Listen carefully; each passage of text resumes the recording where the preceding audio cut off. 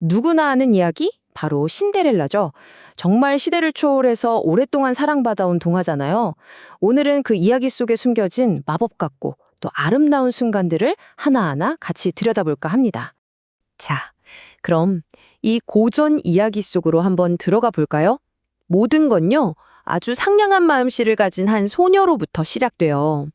근데 이 소녀의 삶이 새 가족이 나타나면서 완전히 뒤바뀌게 됩니다. 첫 번째 이야기, 바로 잿더미 속 소녀입니다. 여기서부터 신데렐라의 그 힘든 삶이 어떻게 시작됐는지 그 배경을 좀 살펴볼게요. 와, 이 장면 좀 보세요.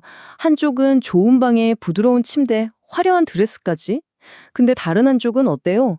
차가운 다락방에 지프로 만든 침대, 누더기 옷. 정말 이 삶의 차이가 극명하게 보이죠. 원작에서도 그녀가 겪는 고통을 정말 생생하게 그리고 있어요. 그러던 어느 날 왕실 무도회 초대장이 도착해요. 신데렐라도 당연히 가고 싶었겠죠. 하지만 언니들은 제투성애가 무도회에 사람들이 비웃을걸 하면서 그녀의 꿈을 그냥 짓밟아 버려요. 결국 신데렐라는 눈물만 흘리는데 언니들은 아랑곳하지 않고 궁전으로 쌩 떠나버리죠. 정말 모든 희망이 다 사라진 것 같잖아요.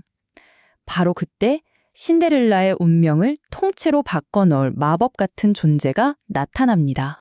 자, 바로 이 장면. 신데렐라 이야기에서 빼놓을 수 없는 하이라이트죠? 보세요. 평범한 호박이 순식간에 황금마차로 변하고 생쥐들은 멋진 말이 되고요. 또 낡은 누더기 옷은 눈부신 금은 드레스로. 그리고 맨발에는 반짝이는 유리구두 한 켤레가. 와, 이 마법 같은 변신으로 신데렐라는 드디어 무도회에 갈 준비를 마치게 됩니다. 근데 이 완벽한 마법에도 딱 한 가지 조건이 붙어요. 아주 중요한 조건이죠. 자정이 지나면 단 한순간도 머물러선 안 된다. 바로 이 경고예요. 이 한마디 때문에 그녀의 꿈 같은 밤에 아주 아슬아슬한 시간 제한이 생겨버린 거죠. 자, 그럼 이제 궁전으로 가볼까요? 이 마법 같은 저녁이 과연 어떻게 펼쳐질지 한번 보시죠. 궁전에 도착하자마자 세상에 왕자님이 직접 그녀를 맞으러 달려나오는 거예요. 궁전에 있던 모든 사람들이 갑자기 나타난 이 아름답고 낯선 공주님을 보고 입을 다물지 못했죠. 그녀는 그야말로 모든 사람의 시선을 한 몸에 받았어요. 특히 왕자님은요, 신데렐라에게 첫눈에 반해서 저녁 내내 다른 사람은 쳐다보지도 않고 오직 그녀의 곁만 지켰다고 해요. 하지만 우리 모두 알잖아요? 이 마법은 영원할 수가 없었죠. 그리고 바로 이 지점에서 이야기의 가장 유명한 장면이 등장합니다. 왕자님과 춤을 추느라 시간을 완전히 잊어버린 거예요. 땡, 땡. 시계가 12시를 치는 순간, 아차 싶었죠. 마법이 풀리기 시작하자 신데렐라는 누더기 옷으로 변한 채 황급히 도망칩니다. 그리고 바로 그 순간 자신의 운명을 바꿀 아주 결정적인 단서, 유리구두 한 짝을 계단에 남기고 말죠. 자, 이제 마지막 장입니다. 과연 해피엔딩을 맞이할 수 있을까요? 왕국 전체가 유리구두의 주인을 찾기 위해 발칵 뒤집힙니다. 왕자는 온 나라에 포고령을 내리죠.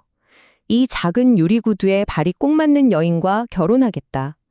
그래서 전령들이 온 나라를 돌아다니며 구두의 주인을 찾아다니기 시작합니다.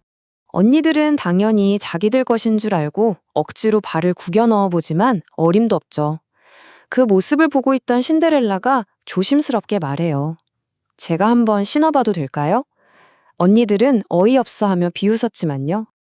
그런데 이게 웬일일까요? 유리구두가 신데렐라의 발에 정말 아무런 문제 없이 쏙 들어가는 거예요. 완벽하게 맞았죠.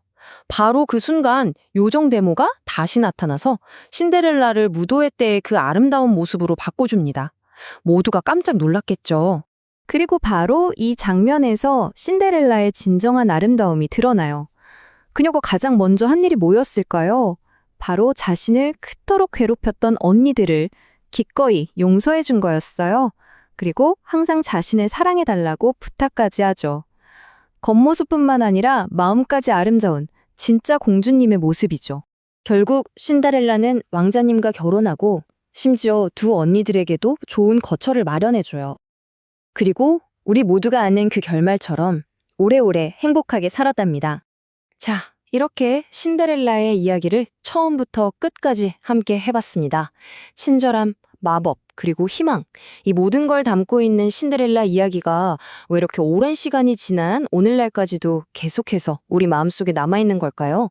그 이유에 대해 한번 생각해보는 것도 좋을 것 같네요.